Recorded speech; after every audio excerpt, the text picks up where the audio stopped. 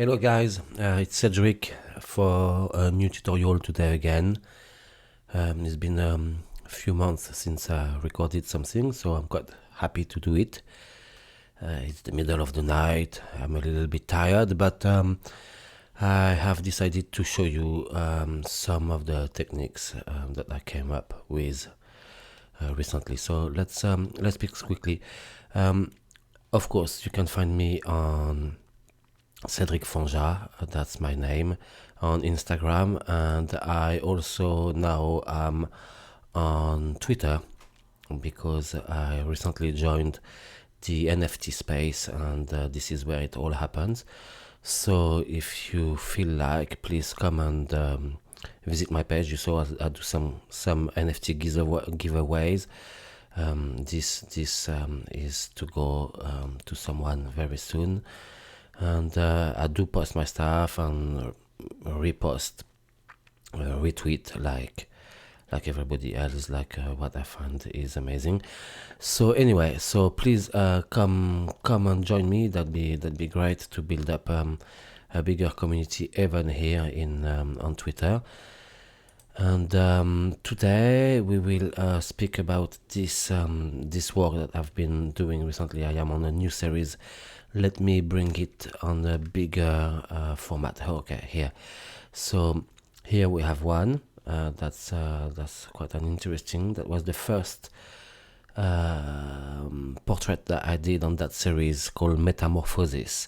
It's all about how one can reinvent himself through art, because as time passes, we are not always the same, and we are always evolving. Nothing stays the same, and that's what this series was about, how we can change from one state to another. That's the second portrait of the series. Here is the third, a little bit different. I introduced some different elements here. Here is the fourth. I also decided to change my texture, work on a different system. There is always this kind of giant tentacles on their head. All of them have this somewhere here. And then I have that one. That's the last one. This one I haven't yet shown very much publicly. It's coming. It's going to be my next release. So I think we will jump straight away. I have prepared the scene, nothing crazy, but I have just prepared a face, the one that I used for the first NFT, the first portrait that I just showed you. And there's actually too many eyes here. I don't need those ones. And let's get started. All right, so here I have quite a dense mesh. This is a portrait that I found for free somewhere on I don't know where, I forgot where, but on the internet. And what I did is I gave it some light. So first we're gonna work with the light, and I think I'm working for this series of portraits. I've been working on the R21, which I also have R23, but because the light kit is working here, and I don't know why it's not working on R23, at least not on my version. So I've been working with this. Let's try that. I think this would be like quite a nice lighting. So let's put it and let's see what happened.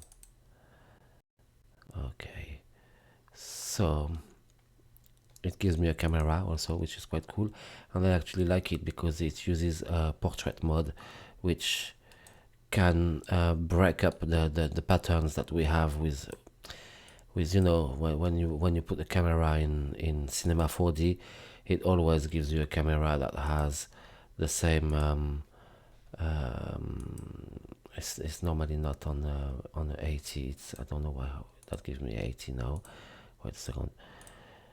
Oh well, surprisingly. Yeah, that's what I thought. Okay, something was wrong. So here it gives me this classic 36, and I think I prefer to go for a portrait camera style for this one. I'm working with cycles. Okay, so not everybody likes cycles because not everybody knows cycles, but cycle is a very capable render engine. It really does, I think, what every other engine that are more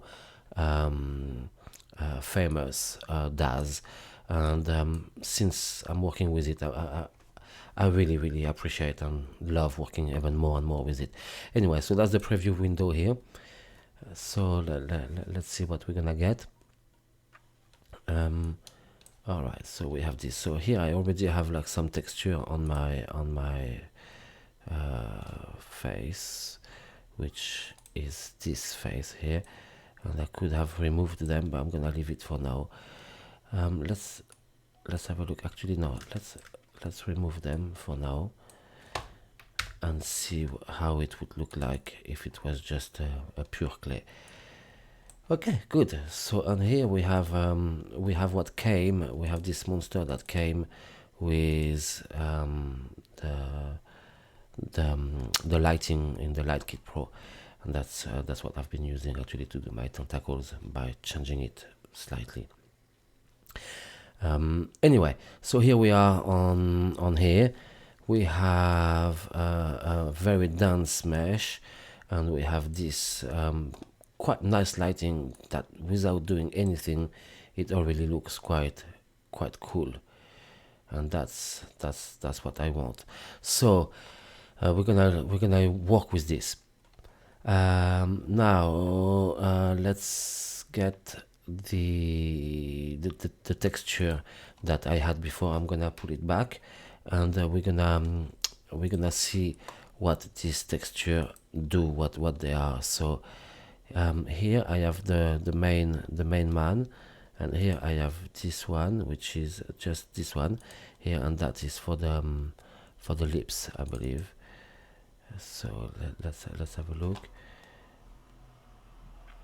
This one, yeah, as you see, I have my Polygon Selection. So what I did to work on this is I manually did a Polygon Selection on the lips. It's not perfect, but it works enough. And I applied two different materials to my model, with one that is that has a Polygon selection. We could actually call this one lips here. So let's go into this material. So in Cycles 4D, you have what they call the principal BSDF. This is like the main shader that we will use. It contains everything. It's got the subsurface, the metallic, the specular. You can change the roughness of the specular. You can also do transmission. You can do emission. You can do whatever you want, really. Almost everything you want to do, you can do in this.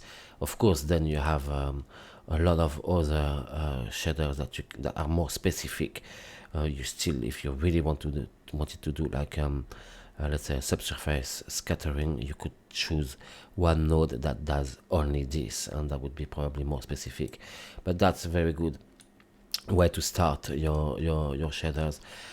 So what I did, I loaded an image, and images in Cycles 4D do need to have a texture tag, otherwise they don't project necessarily nicely. So that's it. I inverted it because I wanted to have the white becoming the black and the black becoming the white, and I use this into my roughness here of my node. So if I move this away, and that we have a quick look at what that gives. Now I removed the displacement. It basically it gives me some part where the where the material is less has less specular, less reflection. It's not going to be too important in that respect, that I'm going to cover most of this with two other instances of the same faces, of the same face in a minute. We're going to start, but that's quite cool. So I also have a texture node. So let me just put this texture node. So here, if I click on color, maybe I can reduce this a little bit. Sorry, that would be a little bit more smart. What am I doing? I'm not smart. I'm not being smart here. Sorry, I'm gonna reduce my window and put it around here. So here, if I select only this texture noise and I click on color here, or it gives me a preview of what that is. So here, my texture node, let's work on it. Let's say I want to change the scale of it. So I could change the scale of my texture node, of my nose texture, but you don't see anything here because I'm not connected to my displacement here. So let's connect the factor to the displacement. It will start to give it some displacement. Now we see, and if I start to dig into here and I'll come back, let's say to 30, which was what I had, we can see our displacement happening very, very nicely, and we can see some parts where this is being active. All right, okay, so that's for one shader. For the lips, I believe, which is this one, we're gonna rename it. For the lips, it will work exactly the same. It's the same type of shader that I have with a displacement map done either by the now I use the lip texture that I have here, and that's it. Basically, it's very similar, and I've done quite a bit of work just to get it the way I want it, but it's very tiny type of work. Is the displacement map is done by the texture that I had for the lips already. I could have done in others. I didn't use the texture of the lips. I actually used my own noises and went a little bit more creative. Okay, so that's basically it. That's the beginning of it. Now that's not enough. It doesn't look good yet. So let's I just want to check something. Yes, everything is fine here. Let's get to the next part, which is the creative part. All right, so I will first start by copying my face once here, because I will need it for the next part of the job. I will start to work on this main face. What I want to do, if you remember well, we want to go. We said, let's say something like this. What I want to do is this texture here. That's the first thing that I want to work on. Maybe after we'll work on this one also, and we will see how we can make that come all together. So for this, because my mesh is very dense, I will start first by reducing. I'm going to go through a polygon reduction. Just by pressing the shift and selecting the thing, I got it under my main character, and that's kind of okay, but I think I want it more reduced. And if I go here, I can go maybe like, if I do 95, let's say, what is that gonna give? I don't remember what I did exactly, but so I could do that. 95 looks kind of okay. I think it might be still a little bit big compared to what I have here. Let's go at 97 and see what it does. Alright, okay, I'm gonna use 97. It's gonna also be a little bit quicker if I have less polygons. So with this I will with the wheel of my mouse I click on here, so it selects. If I do that, it just takes the top one, but when I select with the wheel, it actually selects both down. Then right click, and I generally do connect object and delete, or just connect object, it depends, but in that case I'm gonna do, actually, do you know what, I'm gonna do just connect object. I'm gonna come back and then I'm gonna do connect object, because I'm gonna reuse the same after that. I'm gonna use twice the same. So let's do connect object, and hide this for now, and use this one. And this one we're gonna call it is gonna be the dual. All right, I'm gonna use a plugin that you may know or not. It's called Dual Graph. The Dual Graph is it's a very amazing plugin that does this type of Voronoi things here. I do not know what happens behind the hood. I have no clue of what happens behind the hood, but it transforms things like this, and that already looks like quite amazing, doesn't it? I mean, it's a very quick way to give like a different feel, almost like a low poly, but with very weird. Remember, I had triangles. So before that, I had triangles, and Dual Graph works very well with triangles. It works much better with triangles than it would with sorry, I don't find my word, but square polygons, polygons basically. And so if you have a mesh that is not in triangles, you go here, you do Control A, sorry, on your thing, you do Control A, right click, and you say triangulate, and that will give you triangles on your mesh. Anyway, so I didn't need to do that for this one, it was already triangle. So I have my first instances here. It looks quite good, I like it, but I want two of them. So what I'm gonna do is I'm gonna put this inside another dual graph, and you will see it will give these patterns. So it starts to get heavy now. You see my viewport is not very responsive. So what I'm gonna do now, I like it like this. So I'm gonna keep this. I'm gonna right click on this one. I'm not right click, sorry. I'm gonna double click with not double click, mouse click with the wheel here, middle button, and then right click and do connect object. So this one is now connect object and delete, Cedric. Sorry, and delete. So now this one has become one instance, and this is working again nicely.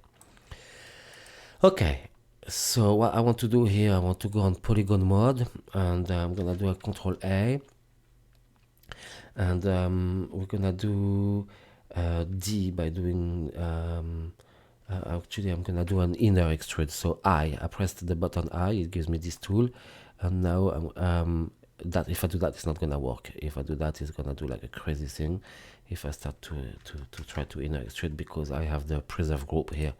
We don't want to have preserve group. Now I will drag a little bit, and you see I have done a little inner extrude here. That's quite cool. Now I will press D, and I will make sorry, I went a little bit too crazy, and I will push with an extrude inside here. And you know what, I'm gonna repeat my inner extrude once, so that it gives a little bit more, and I'm gonna do even a D, another D, and another tiny extrude. Okay, so now I have created this quite nice frame around my things, and I have a polygon here. I have my polygons that are important. I will need them for later. So what I'm going to do now is I'm going to do set selection, and that gives me this tag. I'm going to call it dual. And that will be important if I was to lose my selection now because I click out, let's say, and I have no more my selection. I can just double click here and it would reselect. You see that I have few crazy bits of geometry here that have occurred. So I'm gonna just manually remove these few bits and pieces that don't please me by selecting them and removing them. Okay, that was quite quick to do, and that's it. I have one more here. Okay, so let's carry on. Now that I have this dual graph stuff, to give it, if I put it in subdivision surface, it gives me the result that we were after. That's very close to what I've been using here. It's already very close, but every one here, I mean, I'm going to show you something. It's not my technique. I've seen that before. I've used it like long ago in many other of my renders. So here we have this guy. Is quite nice, and we want to bring like few things. We're gonna bring I pressed Shift C, and now I'm gonna click. I'm gonna do a jiggle effector, and I'm gonna put it underneath this. And the jiggle effector is very nice. It can make your things becoming jiggly, but it needs something to give it some force. They call it force, and we're gonna use an attractor for that. So I do again Shift C and I tap attractor on it, and that's it. And I've got my attractor. So my attractor, I'm gonna give it a negative strength,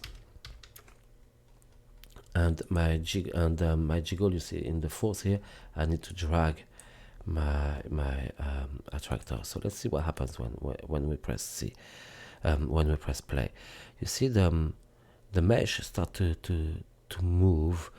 It moves by the strength of the attractor, and it's got the jiggle. So let's go into the jiggle and try to put a little bit more strength on the to see if we can get that to jiggle even more.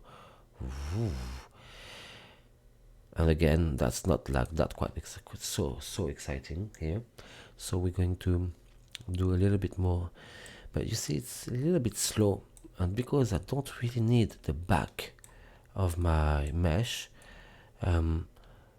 for this render, really I'm gonna do like kind of like a face, let's say something like this. So we could define exactly what we're going to do, but I'm going to do like a selection. I'm gonna a polygon selection, and I'm gonna delete some. I don't want this. I'm gonna take all these polygons here, and I took them behind, and I'm gonna just delete them because I don't need them for now. It's gonna speed up my process. If I had something like this, I probably could even delete more than that. Okay, so I am on my jiggle. Let's see how it jiggles now again. Okay. And we're happy with this, but we want to restrict it to some places so that it's not everywhere, and you will see it's quite interesting. If in the restriction I actually put this up, look what happens. Now only the parts that are that I had for my polygon selection here, only these parts are animated by the jiggle effect and the attractor. So that is quite cool. I repeat, all these techniques are not mine. I got them from a tutorial. I don't have the link now, but I probably will put it in the description.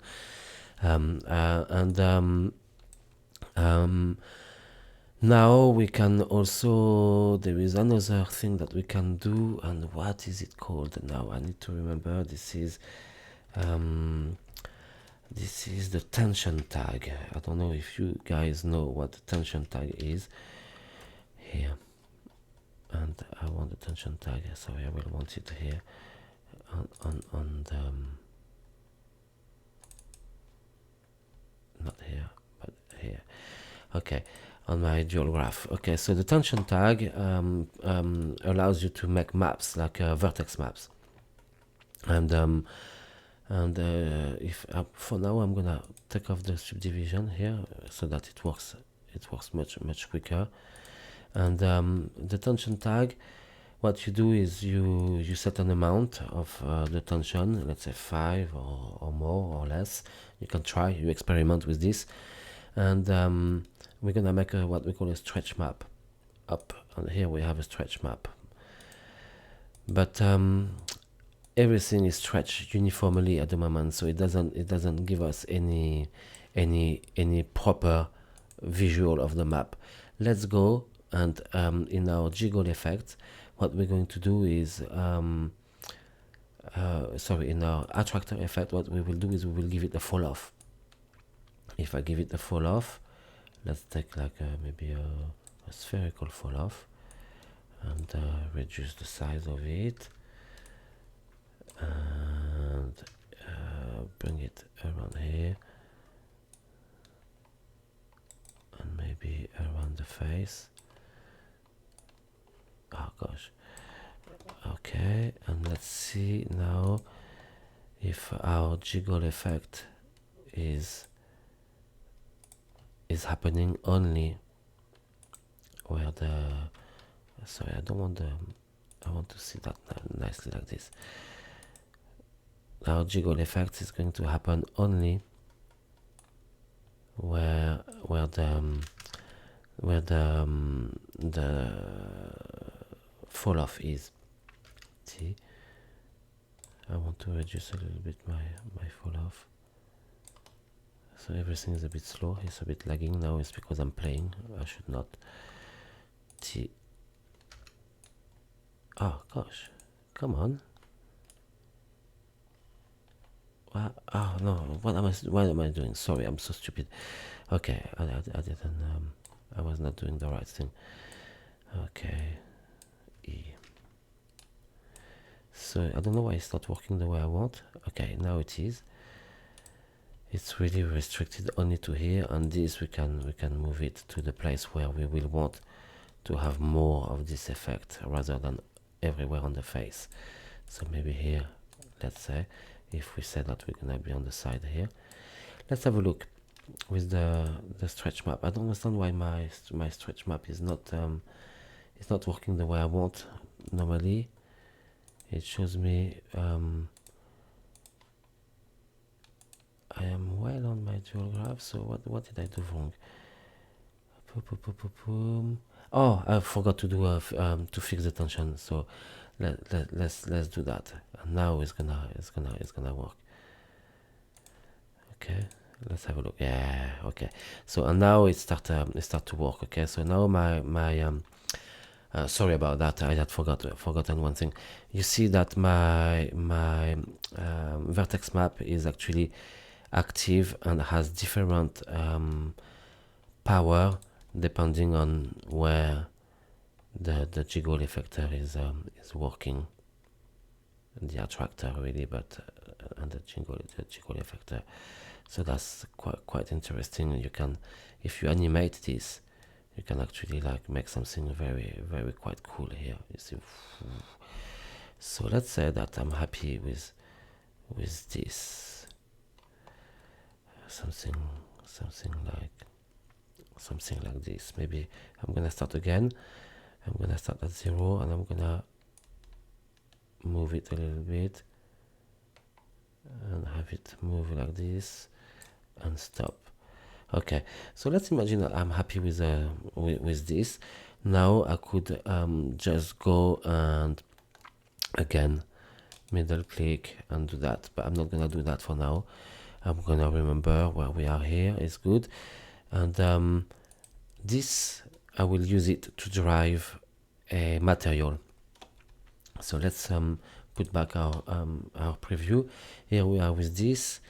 I have a pre-made material, but I could do it from scratch, but it would take more time. And you see, I'm quite chatty already today, so I'm not gonna do it from scratch. I'm gonna put it on the on here. And this material at the moment doesn't work very well, but let's open it and let's have a look at what happens. So I have something very similar that I had before, the same type of node. The only difference is that here I also used a bump. Let's actually remove the bump for now. Boom, you see how it changes? That's quite nice, huh? It's quite crazy. It's quite crazy. Okay, so what doesn't happen here is that I have two materials. I have one that is the pre-simple PSDF, that is this color, just that color, and I have one up there that is a different color, that is red here. So let's have a look at it.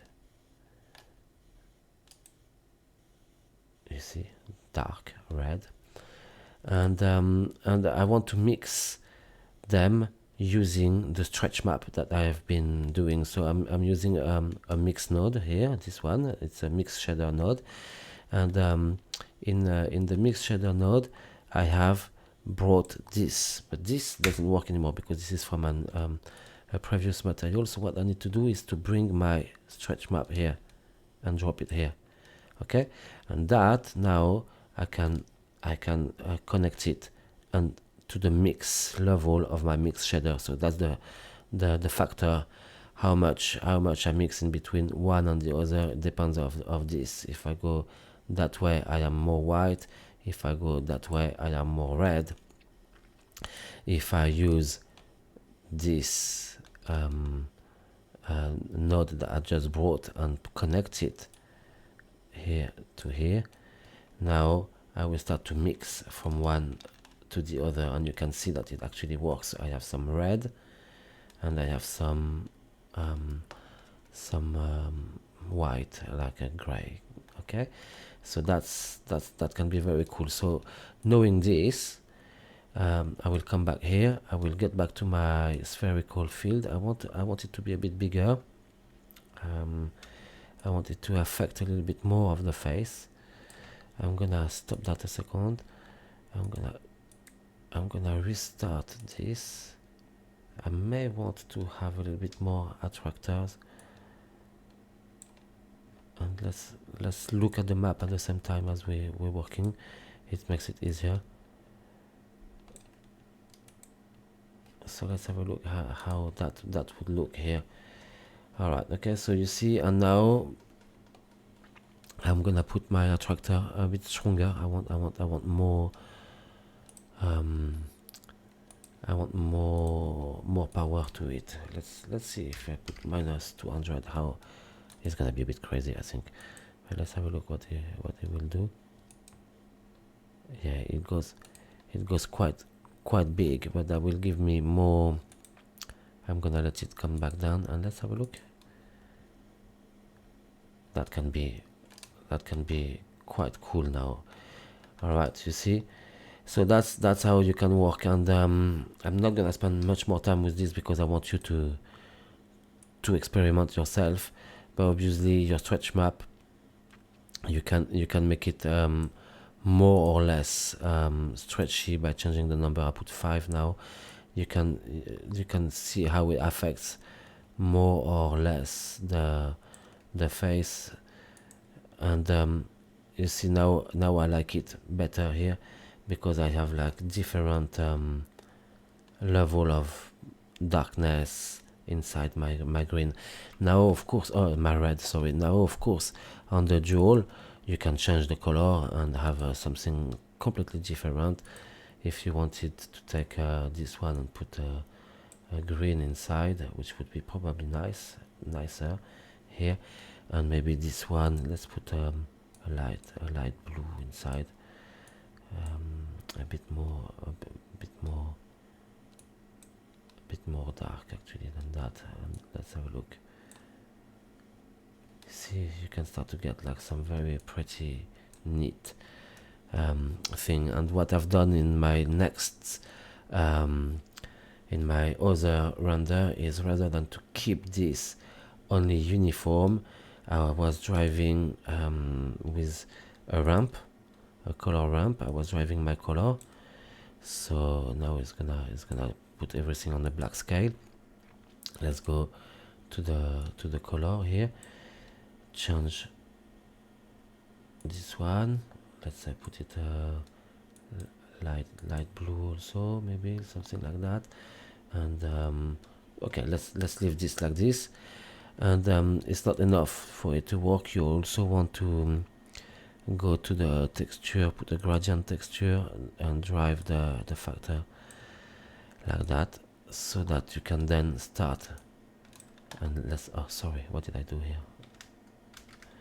So that you can start to see that it becomes even more interesting. Let's invert that. Let's invert that node. See, right, start to get like quite cool, isn't it? So we have the inside is green, the side of the face is white, and here it's a little bit blue. It starts to be cool. So if I reintroduce my main face, what does it give? Let's have a look. It gives that it's a bit heavy, obviously, but so it will take a 1 second to do that. And now what I've done with my main face in the previous is I've been playing with sorry, where is my main face? It's here. It's not the good one that I moved. It's not the one I want. Or the one I want is this one. Is this one? Yeah. All right. So here I have my main face now, and what I've been doing is I've been moving it slightly in Z space, I believe it was. See, and revealing the work that I've just done before. And then you can choose whatever you want to do, place it wherever you want, as long as it retains some unity. Okay, that could be one. I mean, one is a bit big, but all right. And I want to see some of the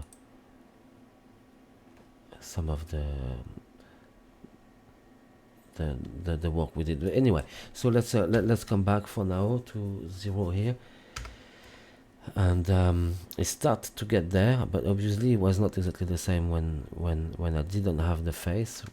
This one,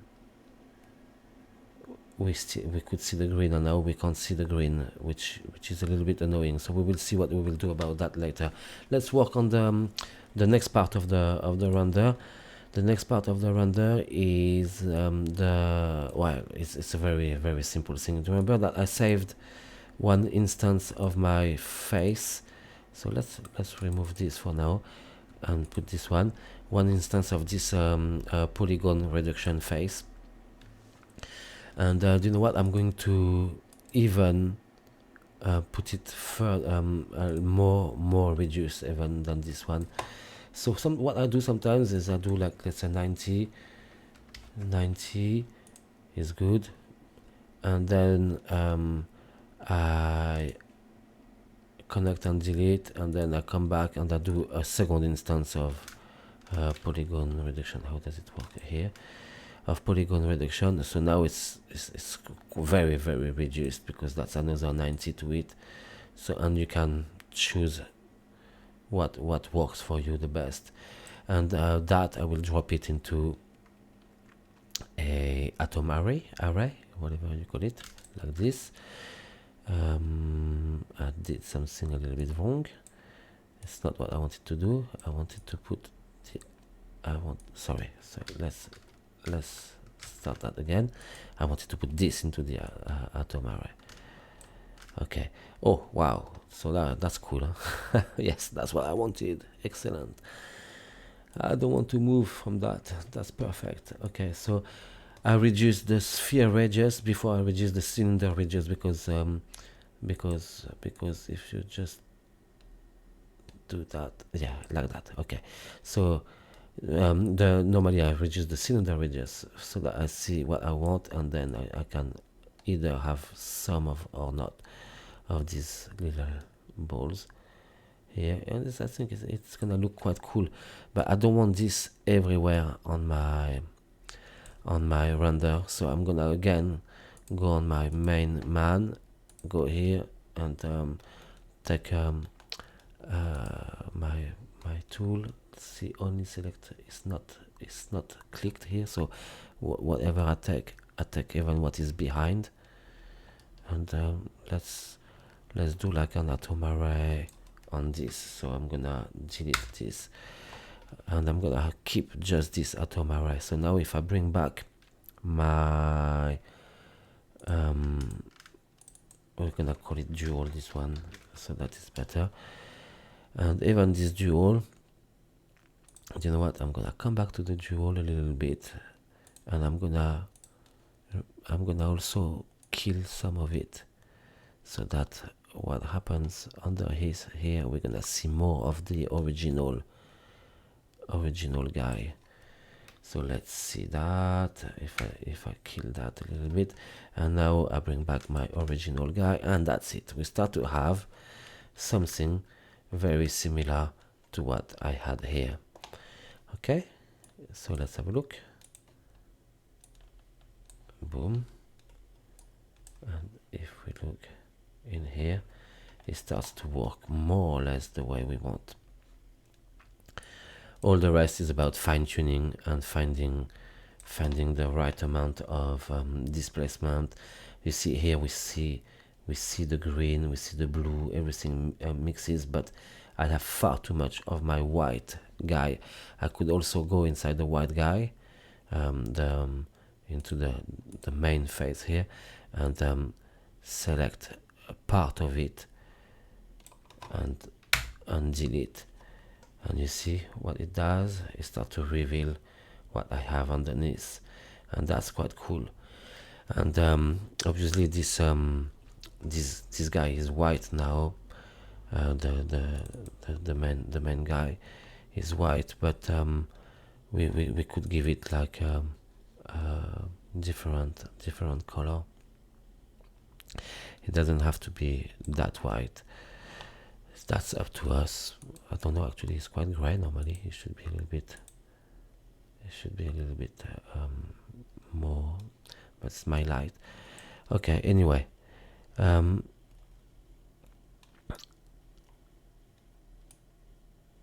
I'm actually surprised. What happened here? I want to see what happened. Why is it not getting the darkness?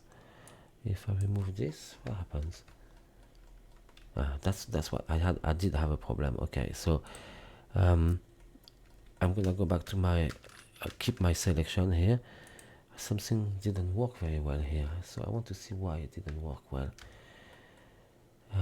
Now I'm good. I have my color, the color that I wanted, but my lips are not affected anymore. I don't have my shader for my lips, which was this one. So normally if I put this on the lips, on the guy here, and that I reduce the polygon section, now it works the way it should. So you see my lips are here, but my atom array is too big. I don't like these balls. They are far too big. So I'm gonna make them much smaller here. We're gonna go like 0.6, let's say. And I also don't like the fact that it's a bit too much on his mouse here. I'm gonna remove this, give a little bit more, and you really get the gist, I guess. You understand that from now on it will just be fine-tuning and making sure that we get something that we want. Now for the eyes, I had the texture for the eyes, so I went in it, and so where are my eyes? there. Here, that's this one. And I did a mixture in between a glass material that looks, if I just put the glass material, they disappear, there is nothing to it, and this material here, and it was not like 100% necessary to do, but it helped giving a little bit more transparency to it, and I feel that the eyes is a bit more realistic, which they are, I think, quite nice. Alright, so then we need to put a texture on let's say the atom array. So let's make one quickly. Again, I'm gonna go to principal BSDF. I'm gonna put it straight away on it. What is it's funny? Let's have a look. I didn't do what I wanted to. I took a hair node. That's absolutely not what I want. So let's do that again. I'll go to surface, and I don't want the hair, I want this one. I put it on my atom array. Now it's gonna give it a white color, and plenty of reflections, and let's put it a different color. And all this can be driven by ramps if we wanted to, like we did. Now let's go and grab it actually straight away from the main guy. I have, where did I put a ramp before? It's not here, it was on the jewel, was it? Yes, let's grab this so I don't have to redo it twice. I don't want that. Control C, come here, Control V, if it works, paste, and we can drive this color by that. And that's it. And what is cool with this is we can obviously put many nodes in here, but we can go in the gradient and we can change from linear to a different, maybe spherical, and it will change the way the gradient, the ramp is projected on our thing. So now it's not very nice color because it doesn't fit very well. So let's quickly go into that. I like to, rather than to double click and change my gradient or my colors from here, I like to do it here because we have an instant view in the viewport, rather than to have to click OK and blah blah blah. So that's it. So that will be your creative part, guys, if you ever wanted to do something like this. I'm gonna put it back to here, and that's almost all what there is. There is one more step, because now it doesn't look nearly as cool as this yet. The next step for it to become like proper, like, I mean proper, sorry, I don't mean to say proper, but to become more creative or whatever, is to add some volumetric, and I did that by well, you in Cycle it works like this. You take a square, like a cube, this cube here that I have, let's see it here, boom, I have a cube. I put my face inside it, so that now we don't see my face anymore, so that's why I hide it from here, but it still will render. And I put my material, so the material is here. It's a noisy volume. Again, I used here noisy volume, and then I went into it and I did some changes to it. So let's go put our noisy volume on. You know what, I just noticed that I didn't save what we're doing, so it could crash at any moment. But let's go on and save it somewhere. Save project as maybe not on the desktop. Okay, it's just on the desktop. Just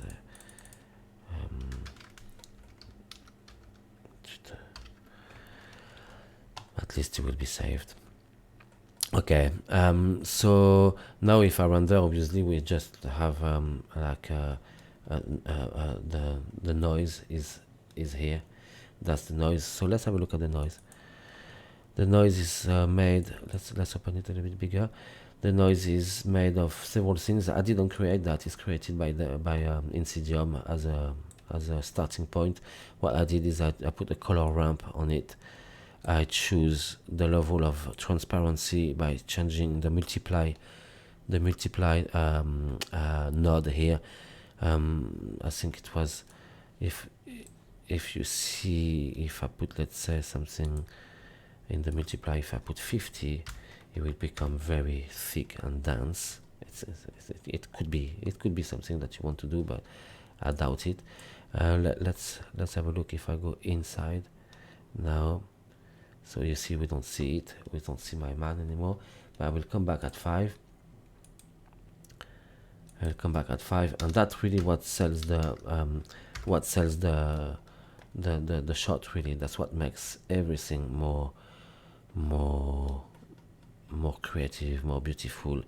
Is this volumetric light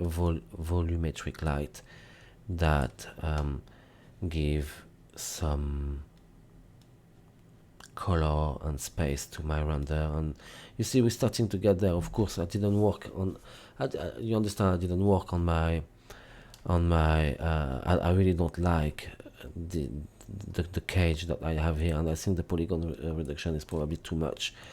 Let's go to 60. That's good because it's still you see it's parametric, so we can still change, we can still do our changes as much as we want. I would probably not want to have so much of his nose.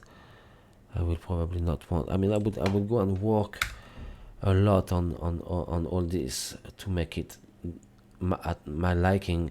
The eyes are a bit dull, so I would maybe want to work with a different shader for the eyes and give them a little bit more light, with emission maybe you could do.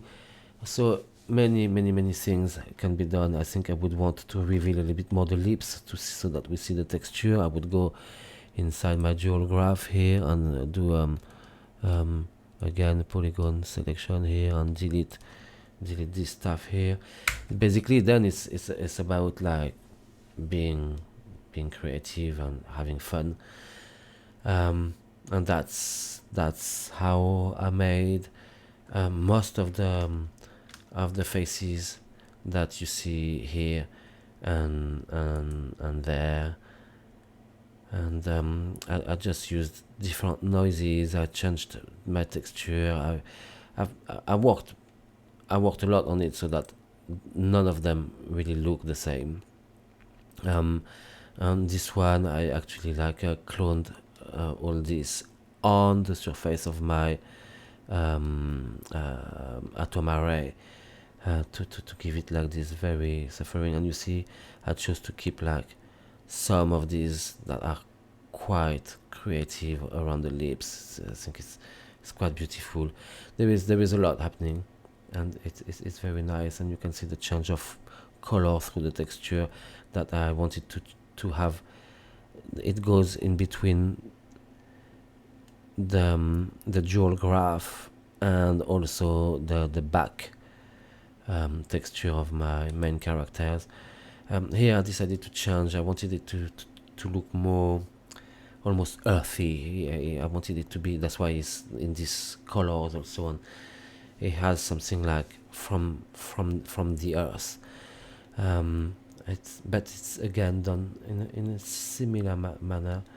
And the last one is a tiny bit different. This one I worked a little bit differently. That's going to be like my next launch. So you have it before it's actually minted and before it actually exists as an NFT. It's here with you. Alright guys, so I wanted to remind you that I am Cedric Fonja. My work can be seen here on Instagram, Cedric Fonja. It can also be seen on Twitter, which that's where I spend the most of my time at the moment. So I'm easily reachable on Twitter, and I hope to see you there. I really sincerely hope that you're going to do like some crazy amazing things with these techniques, and that you're going to come back to me with like beautiful artwork. The last thing that I wanted to say before I leave you is the dual graph. I didn't manage to make it work in R23. I don't know. I'm not great at understanding these things. So if you do make it work in R23, please let me know how you did. That'd be amazing. I'd be very happy. Same actually for this Lightkit Pro, which I use a lot now, but that's why I come back to R21. It's such a great tool. Anyway, I'm going to let you go. I hope you learned something, and I'll see you again very soon. All right. Okay. Bye.